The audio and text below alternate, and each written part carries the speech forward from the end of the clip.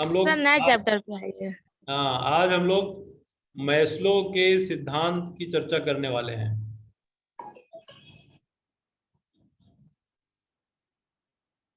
Maslow के सामाजिक अभिप्रेरणा का सिद्धांत, या मैस्लो का आवश्यकता का सिद्धांत, या मैस्लो का पदानुक्रम सिद्धांत, कई नाम इस सिद्धांत के हैं।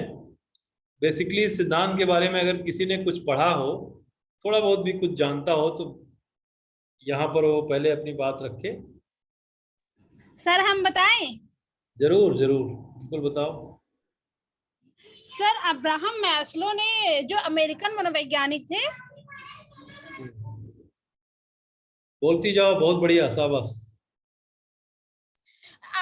अब्राहम मैस्लो एक अमेरिकन मनोवैज्ञानिक थे। उन्होंने एक सिद्धांत मतलब वो क्या, जिसको पदानुक्रमित आवश्यकता का सिद्धांत कहा गया, जिसे कई अन्य नामों से जानते हैं, जैसे मांग आपूर्ति का सिद्धांत, या नाभिकीय आवश्यकता का सिद्धांत, या मानवतावादी आवश्यकता का सिद्धांत।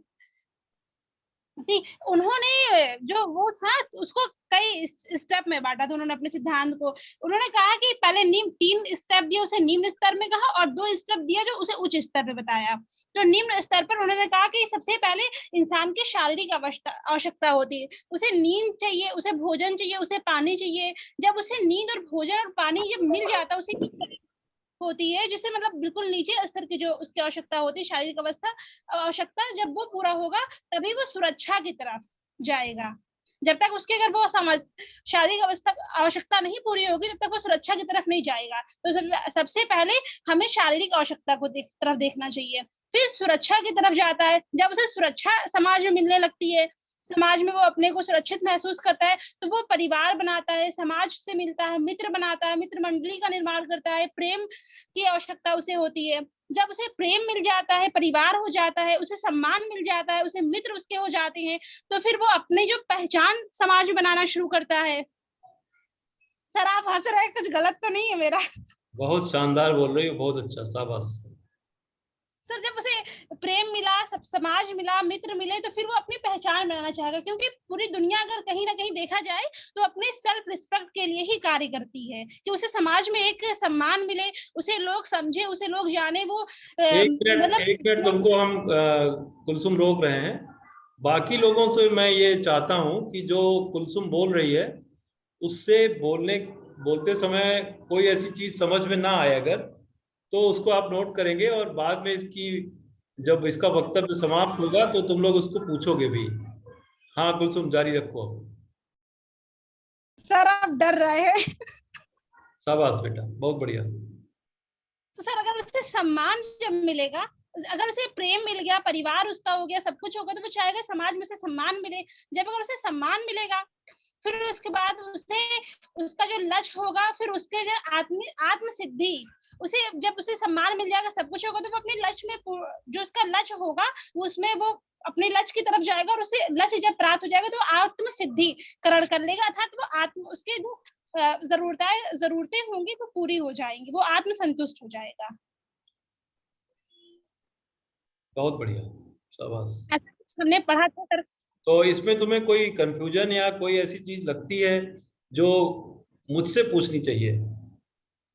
सर नहीं, ये वाला सिद्धांत हमने पढ़ा था तो मुझे समझ में इस आया। पूरे सिद्धांत में जो भी बातें कही गई हैं, ऐसा कुछ तुम्हें लगता है कि जो तुम्हारा कॉन्सेप्ट पूरी तरह क्लियर हो गया, या फिर कुछ चीजें रह गई जिसको तुम्हें मुझसे पूछना चाहिए? नहीं सर, मुझे ये सिद्धांत बहुत अच्छे से समझ में आ गया था जब मैंने पढ़ा था खुद। इसने जो समझाने की कोशिश की है, इसको लक्ष्मी, सरोज और कायनात, इसको आप लोगों को कितना ये समझ में आया? क्या इसमें कुछ समझ में आ गया या फिर नहीं आया, या इसको और किस तरह से कायनात समझाने की कोशिश करें? सर ये समझ में आ गया है सर, आप भी पढ़ाए थे इसको। अब एक बार फिर से तुम समझा दो सरोज, तुमने क्या समझा है? सर हमने हाँ, हमें हमें या किसी को भी ऐसे समझना है कि हम किसी को समझा सकें, जैसे कुलसुम ने समझा है, और वो किसी को, हम सबको समझा सक रही है। इसके बाद हम कायनात पर भी जाएंगे और लक्ष्मी की ओर भी जाएंगे। और उनसे ये उम्मीद करेंगे कि वो हमें बताएं कि समझ गए हैं तो इसको समझा भी सकते हैं। चलो सरोज। सर इसमें जो इन्होंने बताया यही सर हम भी बताएंगे। तो बता दो बच्चा, अब इंटर इंटर में नहीं हो, हाई स्कूल में नहीं हो, अब जो जानो उसको जनवा भी सको। इसमें कोई, इस प्लेटफॉर्म पे बता देने में कोई हर्ज नहीं है। अपने आप को सर जो ये प्रेजेंट करो। हाँ शाबाश। सर ये जो सर जो अब्राहम मैस्लो थे ये अमेरिकी मनोवैज्ञानिक थे। इनकी दो पुस्तक प्रमुख मानी जाती हैं, एक मोटिवेशन ऑफ पर्सनालिटी और सर दूसरी थी ये थ्योरी ऑफ ह्यूमन मोटिवेशन। तो सर जो ये ह्यूमन मोटिवेशन थी बुक, इसी में इन्होंने इसका जिक्र किया है इस सिद्धांत का। जो 1943 में आई ना, जी और जी जी। 1943 में आई। और सर इनका जन्म 1908 में हुआ था। चलो और इस सिद्धांत को किस सन में दिया था? 1948। 1948 में इसका करेक्शन हुआ था, 43 में ही इसका सिद्धांत माना जाता है। हालांकि कोई डेट का जी कोई बहुत ज्यादा मतलब नहीं है। जब ये पुस्तक प्रकाशित हो जी गई, सर। उसी में इस सिद्धांत की चर्चा हो गई, तो ये तो 43 सर से ये जो प्रकाश में आ गया। लेकिन सिद्धांत की सर जो तरह से दूसरी इसको इसको जस्टिफाई सिद्धांत की तरह से करने के लिए 1948 में जो करेक्शन किया उसको तब से कुछ लोग मानते हैं। खैर ये कोई चर्चा का सर जो विषय नहीं दूसरी सर जो है। दूसरी पुस्तक थी हम्म। सर इसी में तो इसका जिक्र किया गया था। हाँ बिल्कुल बिल्कुल। जी सर। और आगे। और तो समझ में आ गया था सर। अरे इन्होंने बच्चा 5 समझ क्रम में आ गया बताए था थे। तो, हाँ तो क्या है सर वास्तव में। इन्होंने 5 क्रम बताए थे सर। इसमें जो 4 थे नीचे के, उसमें लोग 95% रह जाते हैं और 5% केवल आत्मानुभूति तक पहुंच पाते हैं। सर इन्होंने इस सिद्धांत के बारे में जरिए यही बताने का प्रयास किया था। कायनात, इस इन दोनों ये लोगों ने तो जो बताया है उसके आधार पर तुम्हारी क्या राय बनी, ये क्या है ये? तो मैस्लो का जो सिद्धांत था 5 आवश्यकताओं में विभाजित था, जिनमें से इन्होंने 2 स्तर में विभाजित किया था, निम्न स्तर की आवश्यकता और उच्च स्तर की आवश्यकता। तो निम्न स्तर की आवश्यकता में शारीरिक आवश्यकताएं और सुरक्षा की आवश्यकताएं हैं, और उच्च स्तर की आवश्यकता में संबद्धता एवं स्नेह की आवश्यकता आता है, और सम्मान की आवश्यकताएं, आत्मसिद्धि की आवश्यकताएं आती हैं। तो बट आप अपनी लैंग्वेज में समझा दीजिए तो ज्यादा बेटर रहेगा।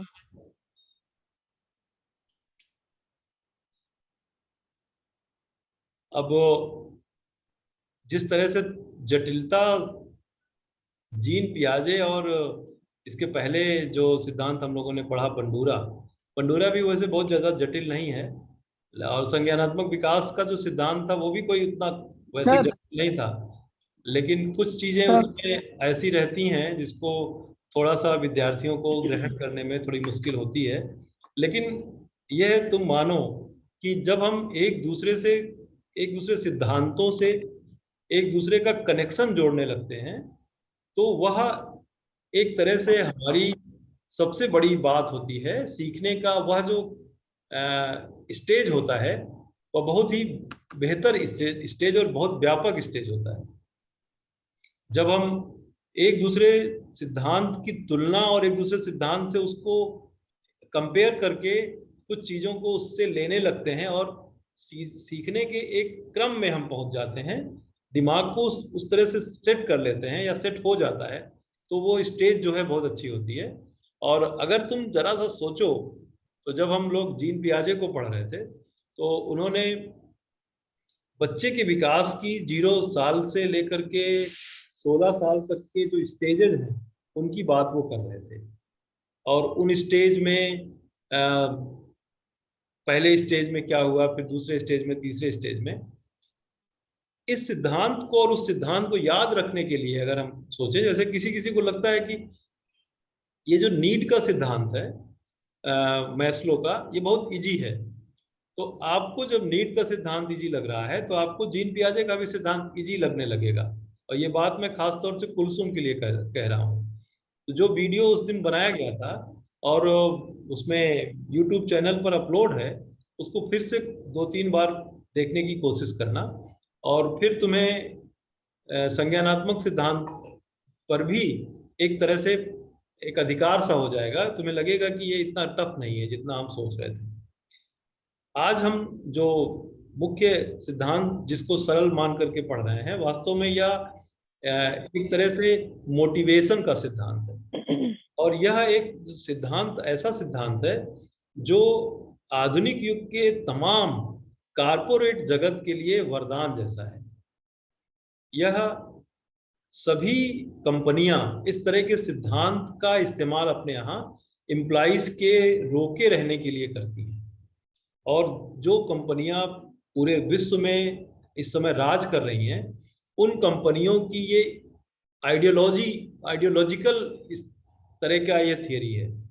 और इस थियरी में अपने कर्मचारियों की आवश्यकताओं का ध्यान कंपनियां रखती हैं, और उस कारण से वह कंपनी लगातार उत्तरोत्तर प्रगति करती चली जाती है।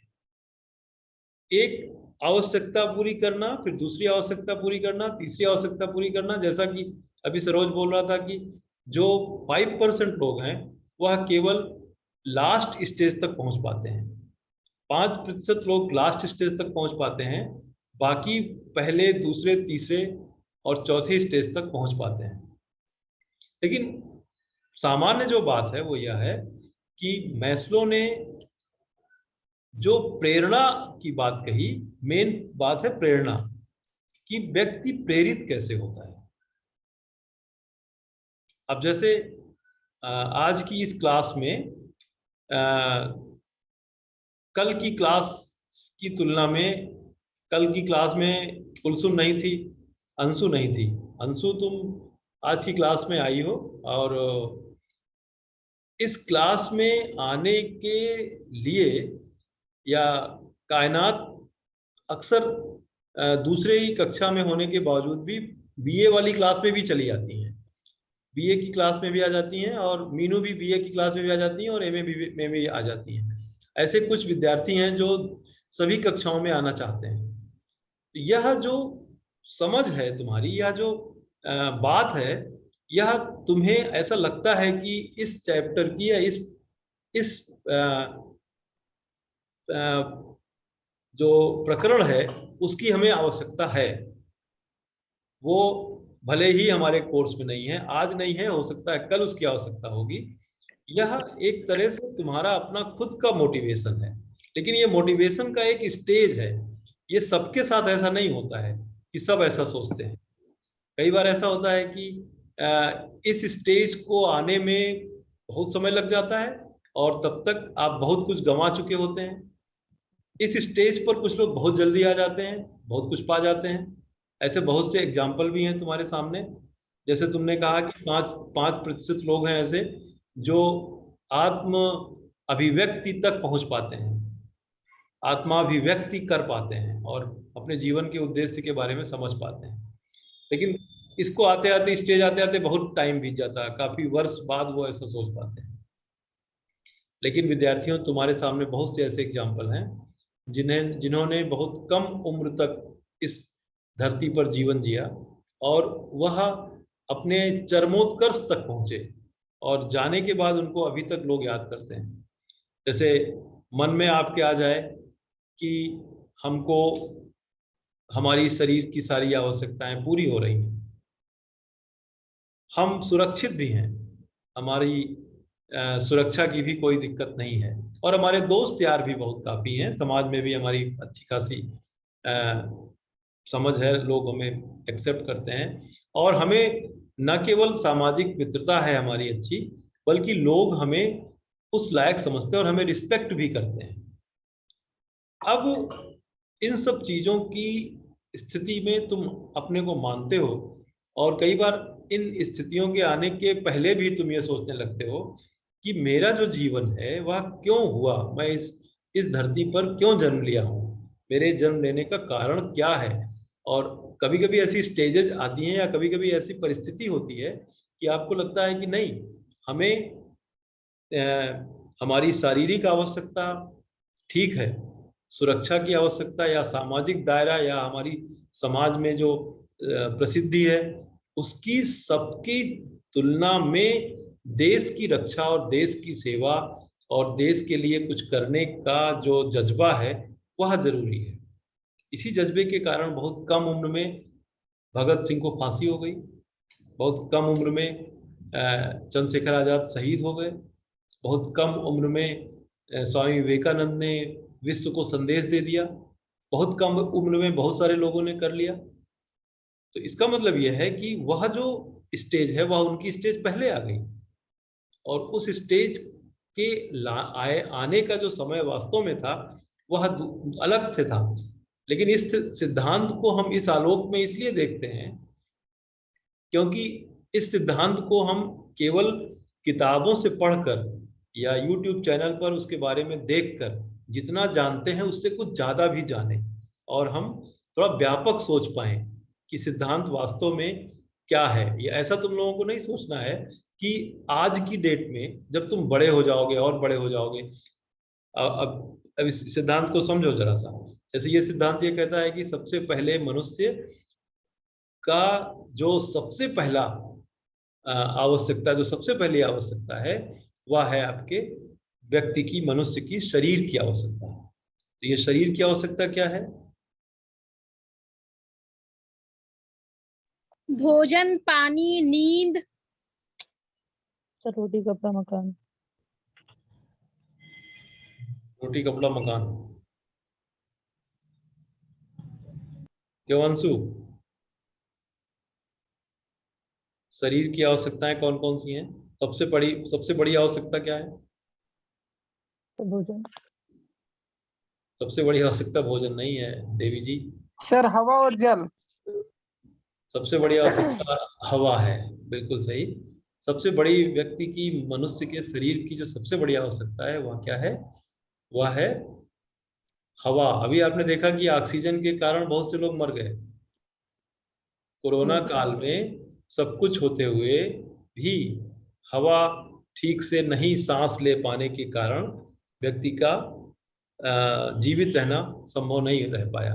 बहुत सारे लोग कोविड में हवा के कारण एक्सपायर हो गए। दूसरे नंबर पर जल आता है, तीसरे नंबर पर भोजन आता है। हवा की जरूरत मतलब आपको ऐसी जगह चाहिए जहां पर प्रदूषण ना हो, और वहां पानी हो, भोजन हो। सबसे पहले व्यक्ति इसके बारे में सोचता है। अगर हम ये सोचें कि हम कहीं किसी जगह फंस जाएं, और ऐसी जगह फंस जाएं जहां पर कुछ भी ना हो, ना रहने की जगह हो, ना खाने की जगह हो, ना पीने की जगह, कुछ भी ना हो, तो हम क्या करेंगे? हम ये देखेंगे कि आसपास कोई पेड़ पौधा है, तो उस पेड़ पौधे में या कोई जानवर है या कोई ऐसी चीज है जिससे हम मतलब हर संभव कोशिश करेंगे कि हमको कुछ भोजन मिल जाए। और पेट जैसा ही भरेगा, अब जैसे ही पेट भरेगा वैसे हम सोने की कोशिश करेंगे या आराम करने की कोशिश करेंगे।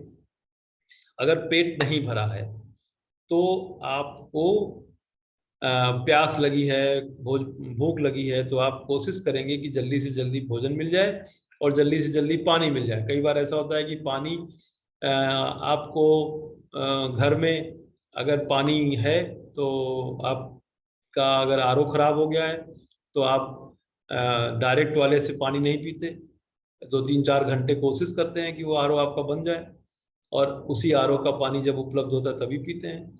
लेकिन आप कहीं मुश्किल में फंस गए तो कोई भी पानी चलेगा, किसी भी तरह का पानी मिल जाए भैया पी लेंगे। नहीं मिला पानी तो तालाब का पानी पी लेंगे, और तालाब का भी पानी नहीं मिला तो और किसी भी तरह से पानी कुछ भी मिल जाए हमको पीना है। यह जो सिचुएशन है वो ये बताती है कि शारीरिक नीड के लिए व्यक्ति, ऐसी ये नीड है कि जिसके बिना रह ही नहीं सकता। शारीरिक नीड के बिना व्यक्ति रह ही नहीं सकता।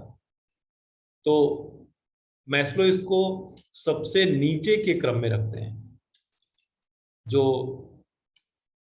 शारीरिक नीड है, शारीरिक आवश्यकता है, उसके हिसाब से, मैस्लो के हिसाब से वह सबसे निचली नीड है।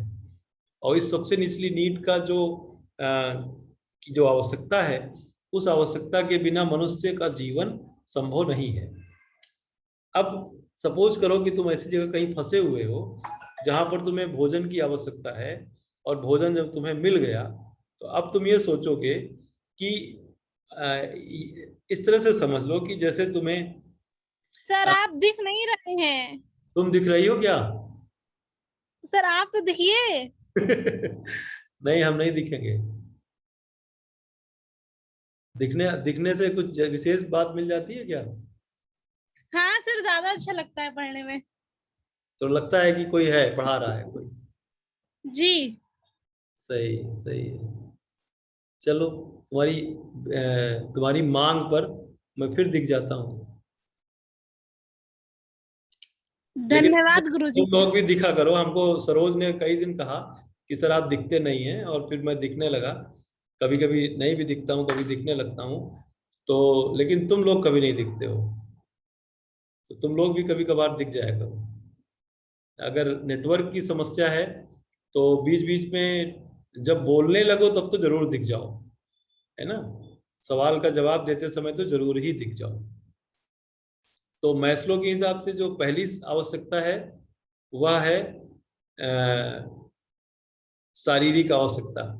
शारीरिक आवश्यकताओं की पूर्ति के बाद उसको लगता है कि वह इन आवश्यकताओं के अलावा उसको ये आवश्यकता पूर्ति का जो क्रम है वो लगातार बना रहे। मतलब नौकरी अगर आपको मिल गई तो नौकरी से आप निकाले ना जाएं। इसीलिए देखो, प्राइवेट नौकरी और सरकारी नौकरी में लोग अंतर समझते हैं। इसमें सरकारी नौकरी और प्राइवेट नौकरी में क्या फर्क है, लक्ष्मी? सर सरकारी जॉब में जल्दी, प्राइवेट में तो कोई भरोसा ही नहीं है। जब नहीं समझ में आया तब निकाल भी सकते हैं। आप हाँ कोई ये भी रीजन दे सकते हैं। सर हाँ वही ये है कि ये भी तो कह सकते हैं कि गवर्नमेंट जॉब में जो सैलरी होती है वो गवर्नमेंट से मतलब मिलती है, और प्राइवेट में तो प्राइवेट मतलब जो वहाँ के वो प्राइवेट संस्था देती है उनको। हाँ, थोड़ा इसमें जो सबसे बड़ा अंतर है वो है सुरक्षा का। गवर्नमेंट सेक्टर के साथ ये है कि अगर आपके साथ कोई एक्शन हो रहा है नौकरी से निकालने का, या नौकरी में सैलरी रोकने का या कम करने का, तो वह एक नियमानुसार होता है। और अपने यहाँ भारत देश में प्राइवेट सेक्टर में इतना संगठित सेक्टर नहीं है, जबकि दूसरे देशों में ऐसा नहीं है।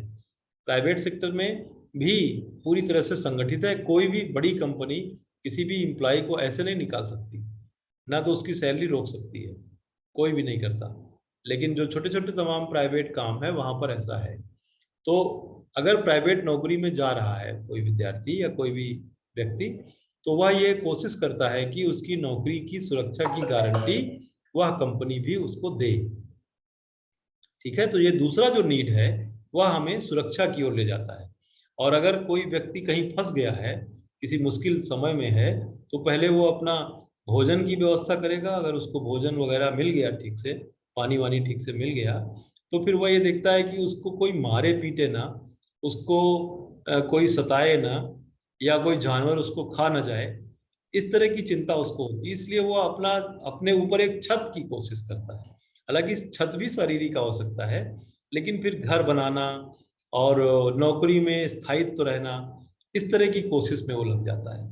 तो नौकरी में उसकी जो समस्याएं हैं वह इस तरह की ना हो कि उससे उसकी सिक्योरिटी की प्रॉब्लम हो जाए।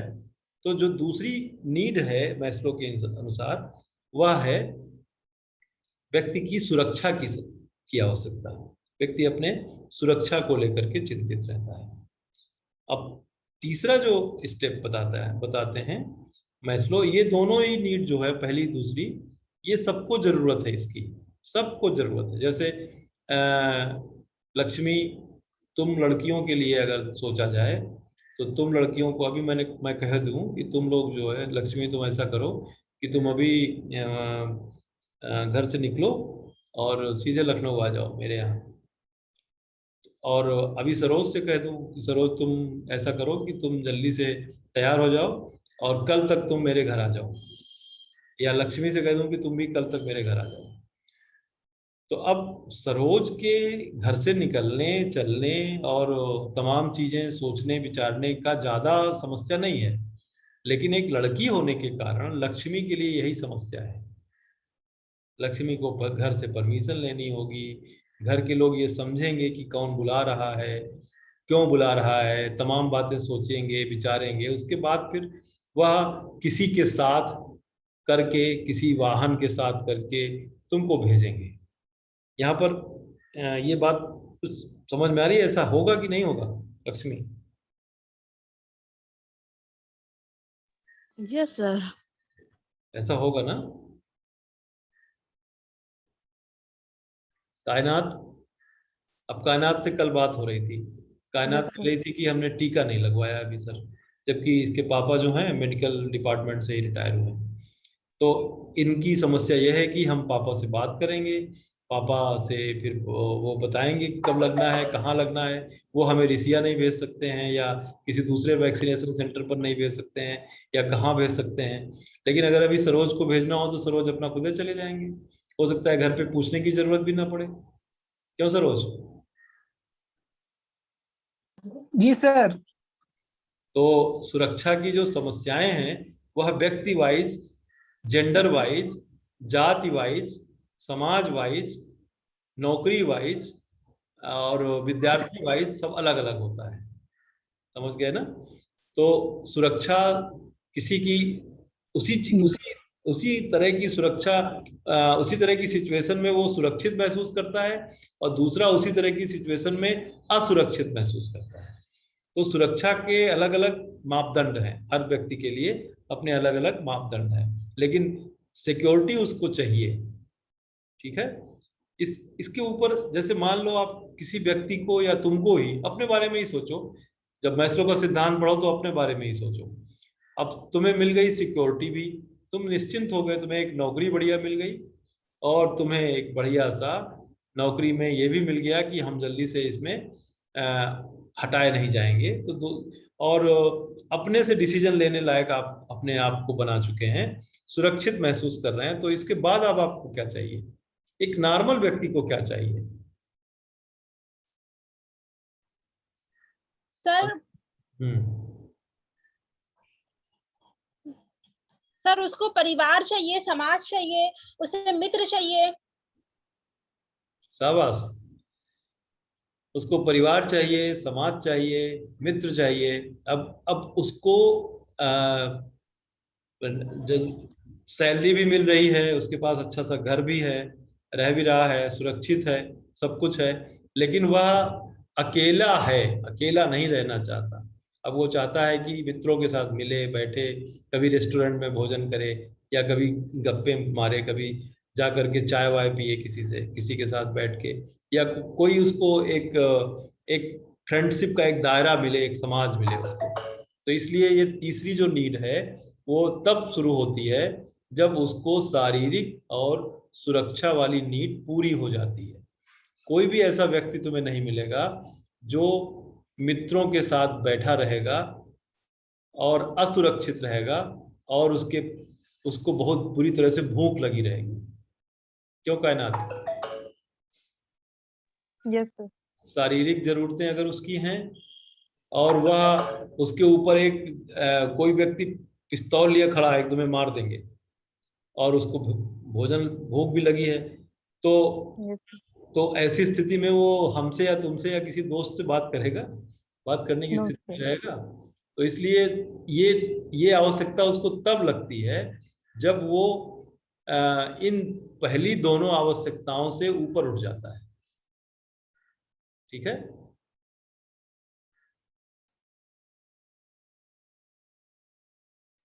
अब इसके बाद क्या होता है? इसके बाद क्या चाहिए? भाई दोस्त भी मिल गए। अब आपको मान लीजिए लक्ष्मी, आपने शरीर की भी आवश्यकता पूरी हो रही है, आपकी शारीरिक नीड, और उसके बाद आपकी सुरक्षा की भी स्थिति ठीक है, फिर आपको लोग मिल भी गए, दोस्त वगैरह। अब आपको क्या चाहिए? एक नॉर्मल इंसान को क्या चाहिए? तुम नहीं सर बताओ, सेल्फ तुम नहीं बताओ, लक्ष्मी बताओ, अब क्या चाहिए तुमको? कायनात क्या चाहिए इसके बाद? Sir, respect. रिस्पेक्ट। इसका और क्लियर करो। सर रिस्पेक्ट ही नहीं होगी तो जॉब में या फिर कहीं भी इंसान को रिस्पेक्ट कहाँ अच्छा रिस्पेक्ट का लगेगा? मतलब समझाओ जरा, रिस्पेक्ट क्या है? कैसी रिस्पेक्ट? तो जैसे अगर हम कहीं जॉब कर रहे हैं और कोई रिस्पेक्ट ही हमको ना दे रहा हो तो फिर क्या फायदा ऐसी जॉब का? नहीं, वो रिस्पेक्ट तो ठीक है, सर लेकिन हम समझाने की कोशिश नहीं करें। नहीं नहीं, अभी नहीं, कायनात को ट्राई करने दो। सरोज, तुमने समझा है, तुम जरा समझाओ।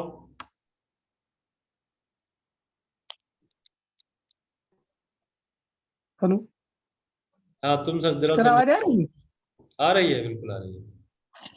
सर जैसे कोई व्यक्ति उससे सम्मान ही ना मिले, जैसे सर आप हैं, सर एचओडी हैं, तो सर आपका सम्मान सभी करते हैं।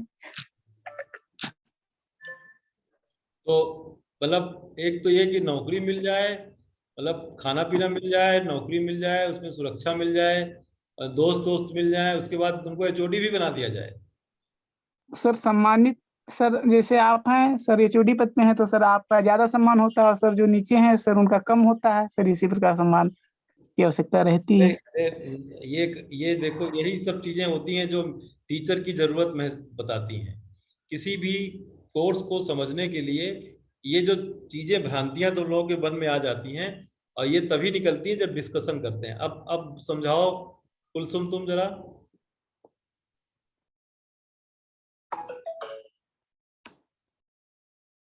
कुलसुम, जी सर। आप बताओ तुम जरा। सेल्फ रिस्पेक्ट में हम ये कह सकते हैं खुद की एक पहचान समाज में बन जाए।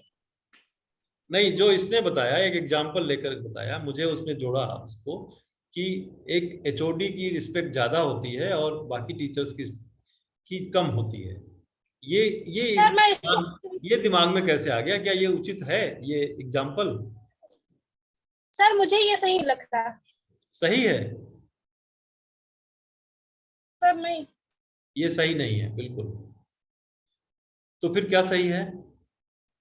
सर अगर देखा जाए कहीं ना कहीं सेल्फ रिस्पेक्ट खुद पे होती है। सर अगर ऐसे देखा जैसे हमें नहीं, इनके सिद्धांत पे अगर हम चल रहे हैं। चलो ठीक है, तुम बढ़िया बता रही हो, तुम बता भी लोगी अच्छे से, लेकिन अब हम इसको कंक्लूड कर रहे हैं और बहुत जल्दी से, इसको टाइम हमारा पूरा हो रहा है। और तुम लोगों को एक होमवर्क भी दे रहा हूँ कि कल जो है तुम लोग इसको डिटेल में जितना लिख करके मुझे 2-3 पेज में भेज सकना, इसकी पीडीएफ भेजना। अब मैं तुम लोगों को इसको कंक्लूड कर दूं कि जो ये जो स्टेप है जिसमें व्यक्ति अपने वस्तु स्थिति को, उसका समाज बन गया, अपनी वो पोजीशन है उसको सोसाइटी से उस पोजीशन की रिकॉग्निशन चाहता है वो। मतलब ये नहीं चाहता है कि वो टीचर है तो वो एचओडी हो जाए, लेकिन अगर वो टीचर है सरोज, तो टीचिंग उसका जो है वो समाज रिकॉग्नाइज करे। उसकी जो प्रोफेशन है, उसकी जो पोजीशन है, वो उसको समाज रिकॉग्नाइज करे। जैसे ये कहे कि अजय सर एक अच्छे टीचर हैं, जैसे ये कहे कि मालिक सर एक अच्छे टीचर हैं, ये जो रिकॉग्निशन है तुम्हारी, यह मेंटेन हो जाए। और दूसरा, समाज के जो लोग हैं वो, जब तुम समाज के लोगों के सामने से निकलो तो समाज के लोगों में एक अच्छी फीलिंग आए, और उस अच्छी फीलिंग का रिफ्लेक्शन तुम्हारे अंदर आए, और तुम अपने आप को ये मानो कि हमें सोसाइटी महत्व देती है, हमारे पोस्ट के कारण नहीं, हमारी जो पूरी बिहेवियर है हमारा, उसके कारण। हम पोस्ट के कारण, अगर जैसे मान लो कि कोई प्रधानमंत्री है, तो प्रधानमंत्री को तो जबरदस्ती मानना ही पड़ेगा आपको कि वो प्रधानमंत्री है। डीएम है तो उसको डीएम को तो मानना ही पड़ेगा कि वो डीएम है। लेकिन कई ऐसे डीएम आते हैं जिसको आप कहते हो कि वो बहुत अच्छा है, वो समाज उसको कहता है कि हाँ वो बेहतर कार्य कर रहा है। तो पद के कारण नहीं होता, उस व्यक्ति के कारण होता है। तो हर व्यक्ति को, हाँ क्या, लाइए। हाँ, हर व्यक्ति को चाहिए, वो हर व्यक्ति को उम्मीद होती है कि वो इसको करे। तो ये अगला स्टेज है। और जो लास्ट स्टेज है, जिसको हम आत्मानुभूति और आत्माभिव्यक्ति का उद्देश्य कहते हैं, ये बहुत एक्सट्रीम उद्देश्य है, और तुम सब लोगों को इसकी प्रयास करना चाहिए इसके लिए। और तो हमारे विद्यार्थी जितने भी हैं उनमें बहुत से ऐसे हैं जो वहां तक पहुंचेंगे भी। और ये जानते हो क्या है, ये जितनी भी नीचे की स्टेज है, ये सारी स्टेज आपको शरीर की आवश्यकताओं की पूर्ति के लिए हैं। और बहुत सारी स्थितियों में आप दुनिया पा जाते हैं, इसी तक में आप दुनिया को पा जाते हैं। अब यह जो स्टेज है कायनात, यह स्टेज तुम्हें पाने की स्टेज है। हु यू आर, ये बहुत जबरदस्त थ्योरी है। हु यू आर, तुमको सब कुछ मिल गया, तुम अब सोचती हो अब हमें क्या करें, हम क्या समाज में इसीलिए आए थे, क्या हम दुनिया में इसलिए आए थे कि हम ये हो जाए, ये हो जाए, अब